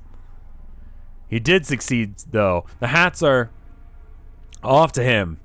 He was a sturdy, lean figure with a showman's disposition, wearing a Stetson hat and a suede sports jacket and tan leather boots. Oh, I love that. He's really going for that look. Where are we at? Down in the land of the unreal, the winding organs and gloom, he stood confidently on the flesh ground in the manner of men of range country, where he deftly rolled cigarettes and glanced over the vista of his life and recounted with little concern experiences that lay basis for great science fiction odyssey. It was learned that a mining company had conducted extensive operations in reinforcing and developing these sections of the pit so to make it habitable place for the regular person, said Jim. 2 years ago, we lodged the first steel stint into the tissue to build these paths. We never bite off more than we could chew, was their maxim. You know, only 2007, several people died. Remember that. We never bite off more than we could chew, was their maxim. Only a little more time did they explore, and when known landmarks became firmly fixed in mind, they would push on further. Hundreds consumed. In the earlier part of our visit, we followed a safe zigzag trail through the gruesome pit, 200 feet deep, aptly called the Septum Falls. The walls were so precipitous. Can't read today. It's fine because it is fine. Yeah. That was the hardest part of the whole thing, Jim declared. Finally, I made it across the falls. Before I went on, I made 5 or 6 trips across trying to find a better way. We had next followed several blocks through the colossal hall whose ceiling often rose so high to be out of range of our pocket searchlights. Where were we? The official survey found that the height to be around 300 feet, a ceiling high enough under which to stand a fair-sized skyscraper. Along there, Jim related, we kind of felt our way along as we went. We didn't think much about the danger until a mile back we ran across the skeleton of some queer thing, like a sick mermaid or a monster. That nearly soured the whole business for the crew, for a while at least. I thought I'd cut it all out and say we'd seen enough, but then all of a sudden I went on and I just found Thor's ribcage. What's known as Thor's ribcage was an enormous chasm of ribbed flesh walls that ebb and flow with some manner of regularity, giving the overall impression of being in a chest cavity of a gigantic being. Because you fucking are! Because you fucking are!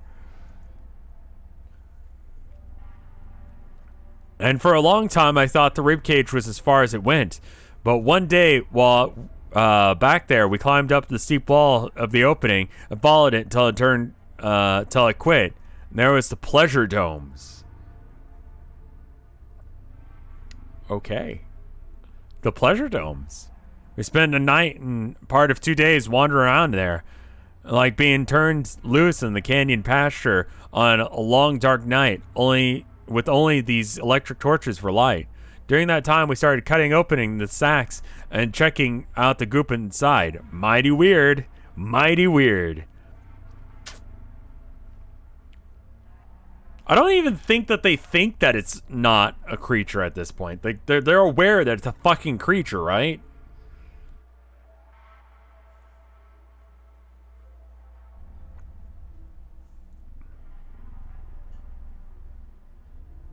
Why would you open the goop sacks? Because these are very stupid people. These are very stupid people. We had to stay tethered to our air supply in those early days, and the tubes and cables kept us from getting too far from wherever we had set up the station. I hit on the idea that taking people through the pits might show them sights, but I never expected to see a crowd as all this, waving a hand at the throng. We had entered the bowels of the underworld by a tediously long but safe steel passageway. According to many of Jim's staff, this is the way deluxe as compared with the perils of old travel or old trails. Having seen cat-sized louse and some kind scamper across the flesh folds in an orifice, I inquired, "So there's life down here?" Then, yes. It's just as fantastical as the pit itself, mighty dangerous, but they skitter about so easily, but they don't pay us much mind. Okay, so real quick, before we get much further, I do want to this is a little bit further along in this, but yeah. This shit lives down there. Okay? And these are to scale, I believe. These are, generally speaking, larger than, people.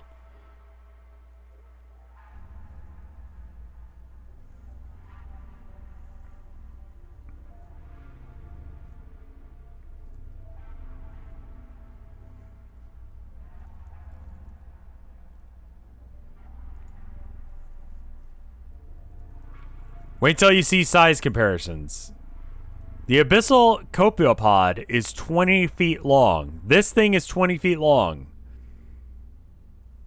Okay. So just keep that in mind. I'm 6 feet long. Okay? So it's like approximately 4 people's long.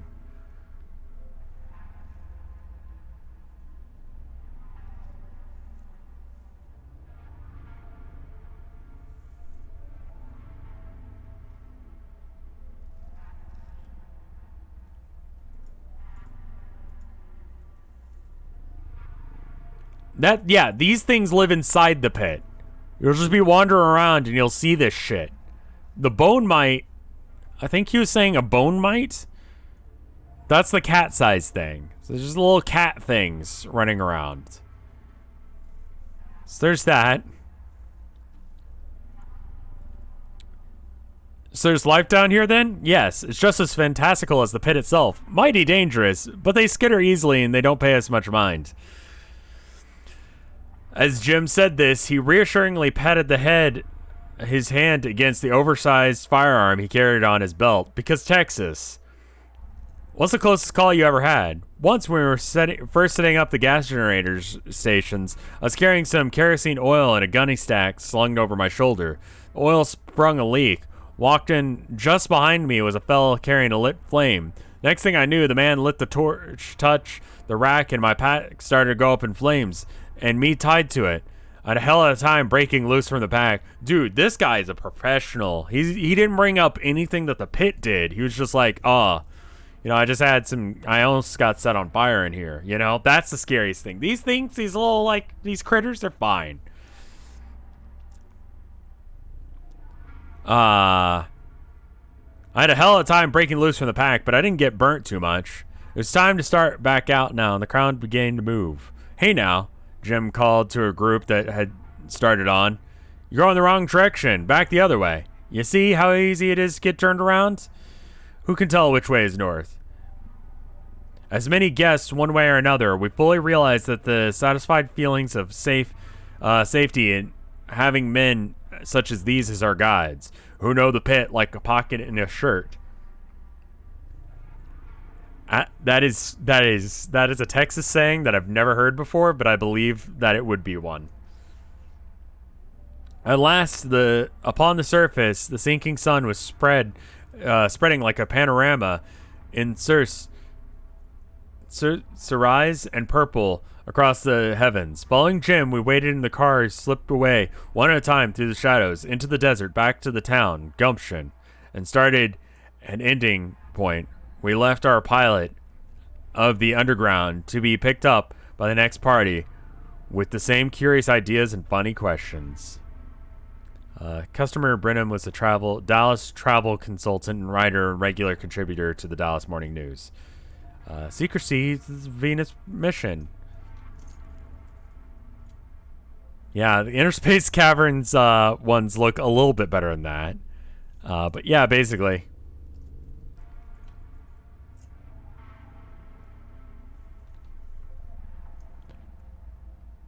While the park was still open, had anyone tried to eat parts of the mystery flesh creature?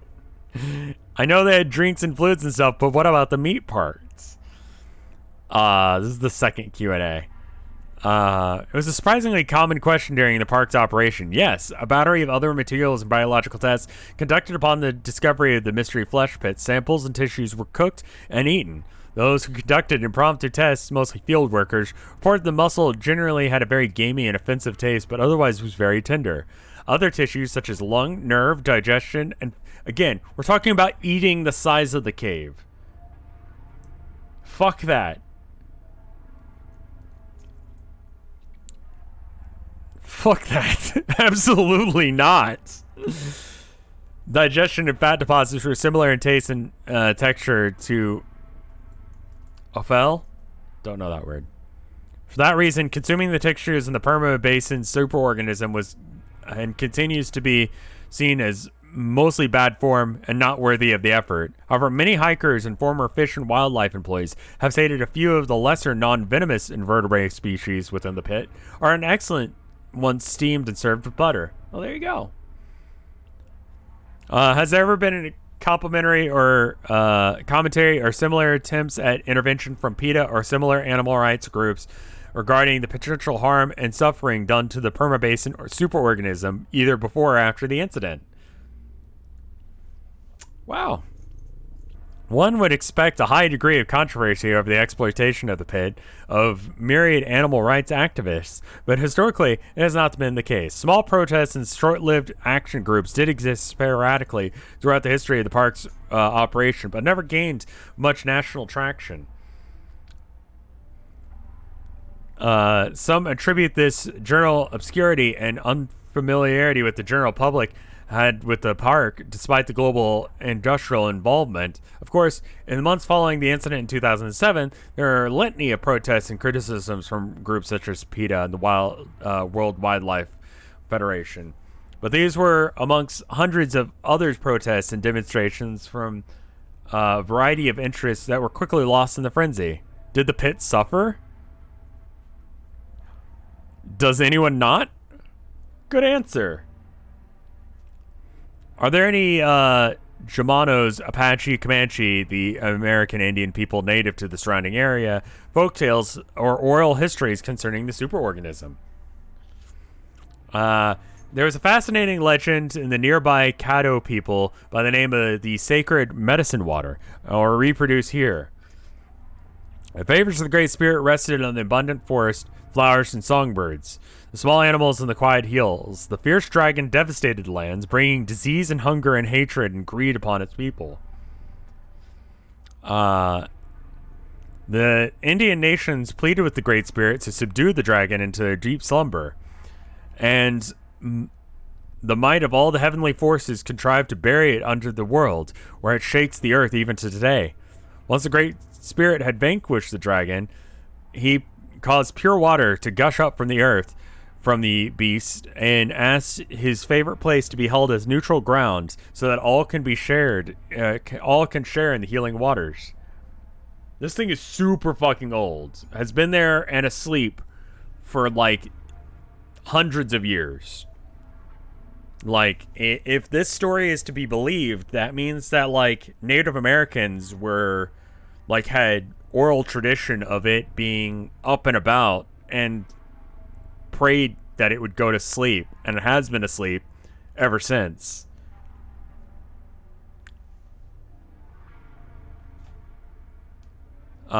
In the final incident report, it is recommended that nutrients in the superorganism stomach be replaced with rocks to weaken it while preventing a hunger response.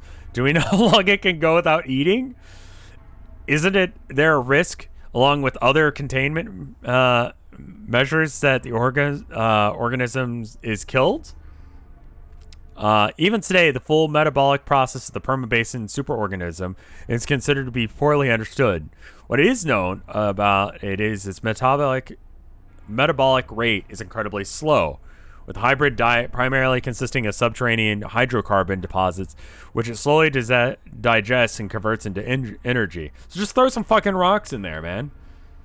Then it won't know it's hungry, and then it'll die. This is a very efficient method of producing the caloric energy necessary to provide the mystery flesh pit with the energy, but does not account in the intake of very specific organic components necessary in cellular reproduction for growth. Thousands of tons of bone and shell of prehistoric sea organisms have been found undigested at the bottom of the greater gastric sea within the pit, suggesting that the superorganism does exercise some kind of feeding cycle, though. So this thing ate prehistoric sea organisms. So that's not good. It's been alive for a very long time.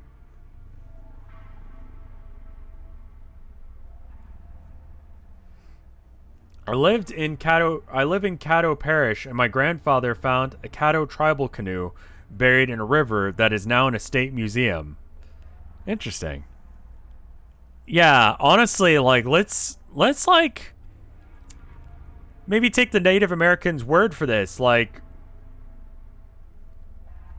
if they're like, yeah, it sucked, and so we prayed until it went away, maybe we should trust that. Maybe we should trust that fucking thing. Leave it alone. Stop fucking with it. What do you do? Sorry. Rumors of religious facilities built within the pit. A non-denominational interfaith chapel was built during 1995 renovations in the lower visitor center. It primarily exists for staff who may be working in extended periods within the pit, with regular services conducted on Friday, Saturday, and Sunday, on all religious holidays. Of course, the guests are invited to visit the chapel as well, and many visitors enjoy the quiet, tranquil atmosphere created by the space.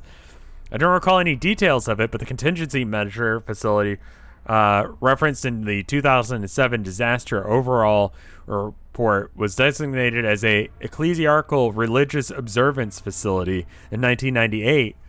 The GSA construction budget report, make of that what you will. So, you know, just have a church in there, because if the Native Americans prayed to make it not wake up, we should probably keep doing that while we're harvesting it.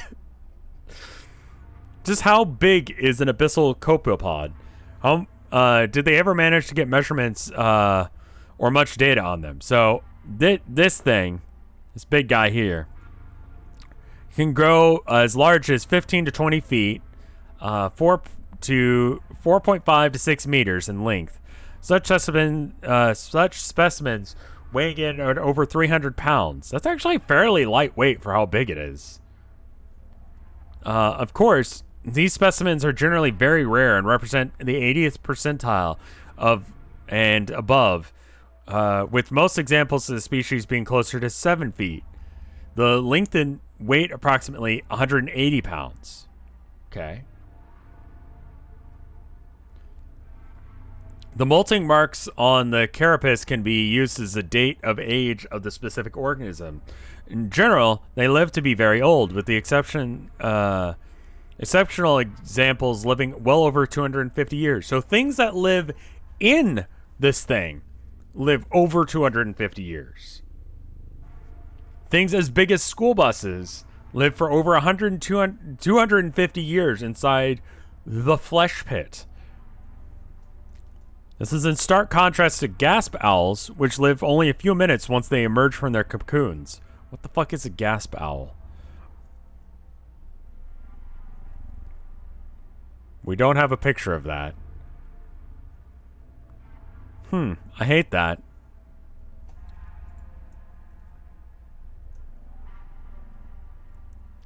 How did the park and superorganism deal with visitors polluting the place? Stuff like littering, oil spills, etc. Like all national parks, some of the visitors in the Metro Flesh Pit have little regard for properly disposing of garbage and would frequently leave trash wherever they were standing. With enclosed trails and facilities, this was easily dealt with the active janitorial staff. On natural trails, it was more difficult to track down, as the cilia and mucosal action of many of the parts of the pit's anatomy would dispose of the trash before park staff could identify. Where all this trash went, and what the long-term effect will be, is just one of the many mysteries of the Mystery Flesh Pit. Just don't mess with Texas, or the fucking monster will eat you.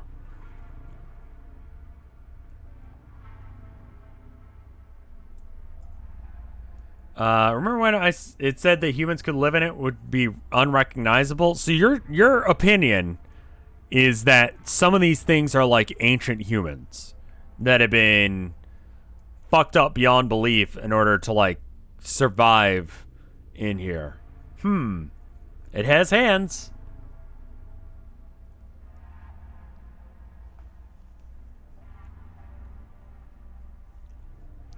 Boy howdy, I don't like that.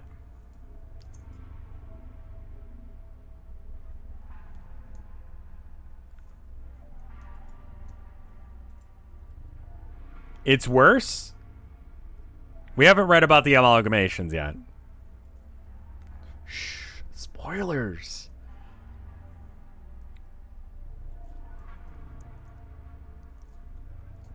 While the tissues of the pit are, let's see. A much more pressing problem to the park administration was emissions from diesel engines found in vehicles, equipment, and generators. Yeah, I guess that would be a problem. While the tissues of the pit are surprisingly adept at absorbing the soot and particulate contaminants through the aforementioned cilia and mucus, the CO2 exhaust from the engines required a complex and expensive to maintain ventilation system in a very deep or constricted parts of the anatomy where airflow is not feasible or even possible. Still, mining operations often found it more cost-effective to either rotate labor crews out on timed intervals to avoid CO2 poisoning or utilize inbuilt air systems of protective safety suits they were already wearing. Oil was just dumped wherever.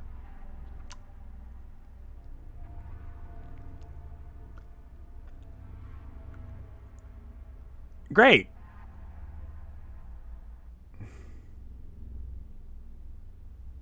Just fucking dump oil wherever. Fuck it.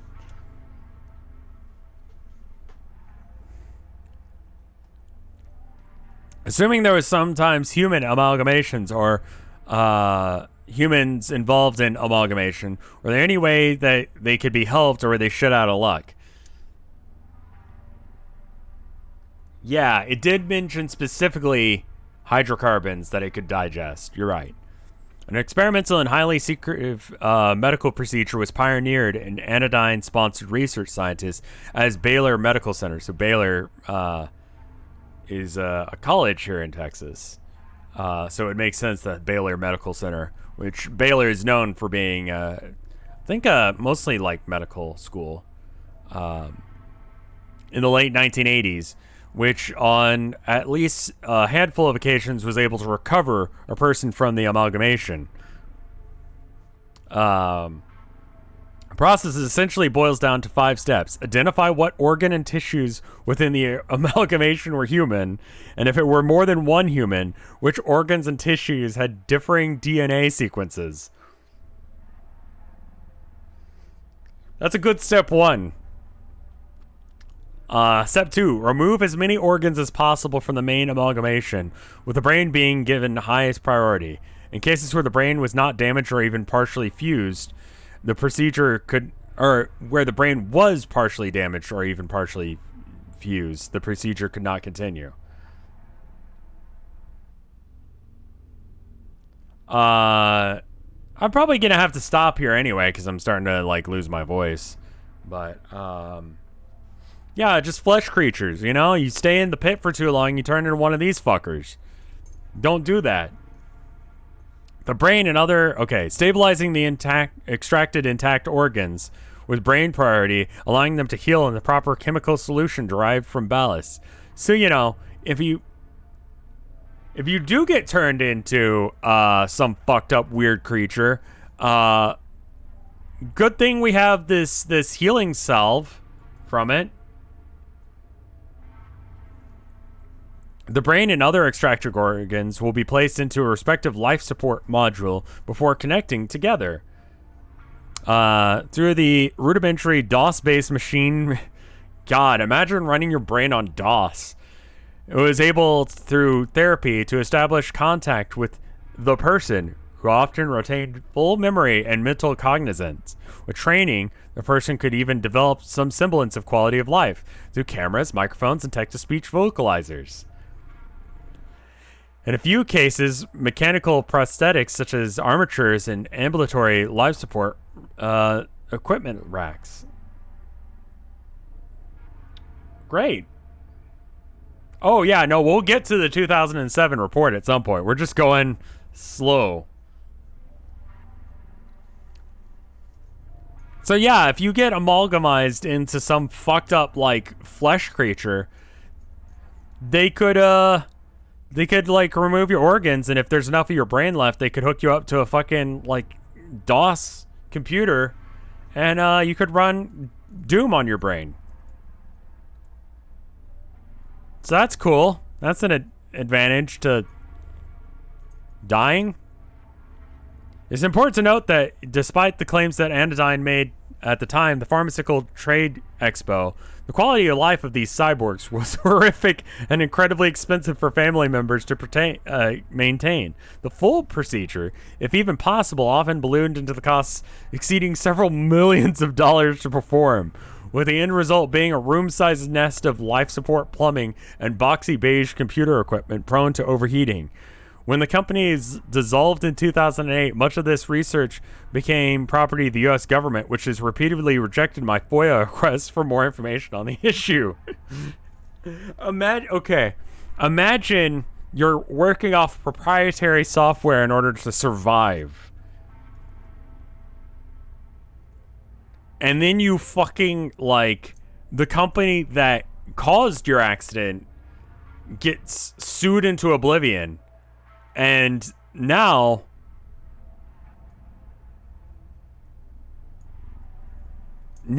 you basically, Great. Well, thank you for the solo raid, Lieutenant Shadow. I just read that the Ranger transversal vehicle uses some form of X-rays as a means of navigation. Would the X-rays not be harmful to the flesh of the pit? Are there known cases of things like cancer or sickness developing in or on the pit? DRM organisms. Or organs, yes. Despite the volume of X-ray and microwave radiation being emitted within the pit, any such negative effects of their use have not been observed. It is believed that, relative to their estimated size of their Permian Basin superorganism, the amount of radiation introduced by human activity is relatively inconsequential to the overall health of the pit. What's the deal with libido baths? Wonderful. And here's the original tourism thing. We looked at that one. And then we're on to this. Sure. Okay, how many more pages do we have? I'm going to go ahead and...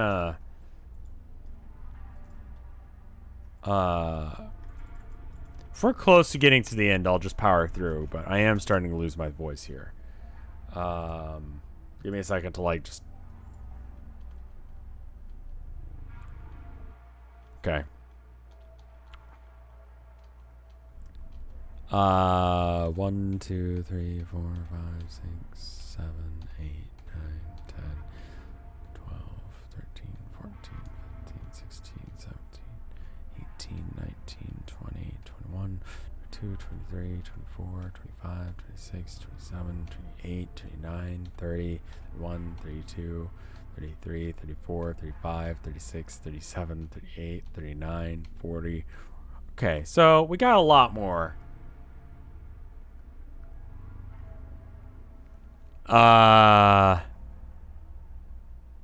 There's a lot more of this to go. This might take a minute. How about we go ahead and just like, I didn't finish counting. I just stopped after I got pretty far. Why don't we stop here for today and come back to it tomorrow? Maybe start a little bit. I think we'll start somewhere around 5 o'clock like we did today. So 5 o'clock for those of you watching live. It is currently 7:05. So in 22-ish hours. Whatever time that happens to be for you. Or just subtract 2 from the current time and try and figure out what that is. Honestly, I'm fucking loving this thing. It's so fucked up and weird. It's great, dude.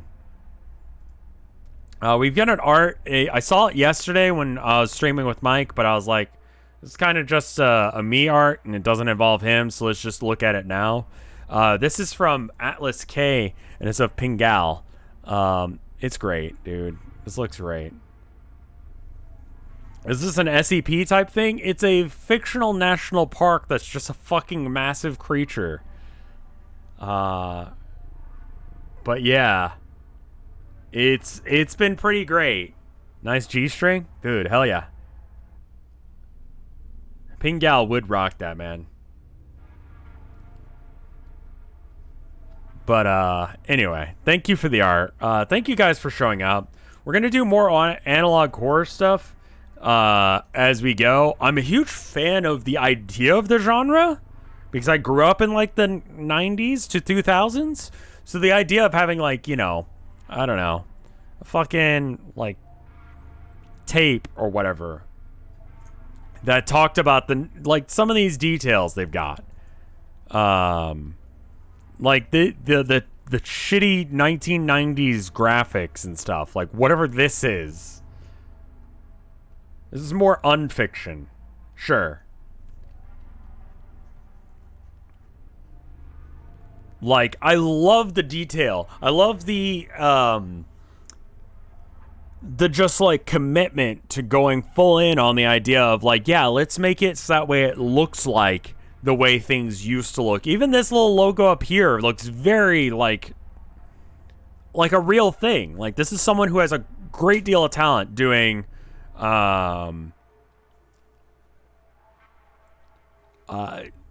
graphic design and art, and they're a very creative person. This is a super creative project. If you want to, like, check it out before tomorrow, mysteryfleshpitnationalpark.com. I enjoyed reading this. I hope you guys enjoyed me reading over it, despite the dyslexia. But anyway, that's the only reason I put it in the tags, just because, yeah, it is relevant every now and then, isn't it? Anyway, I'm going to go. I'm going to have some tea. We might, if my throat is still fucked tomorrow, we might do Alex, Kansas tomorrow instead. And that way I don't blow my voice out. But I'll see you guys later. I will see you then.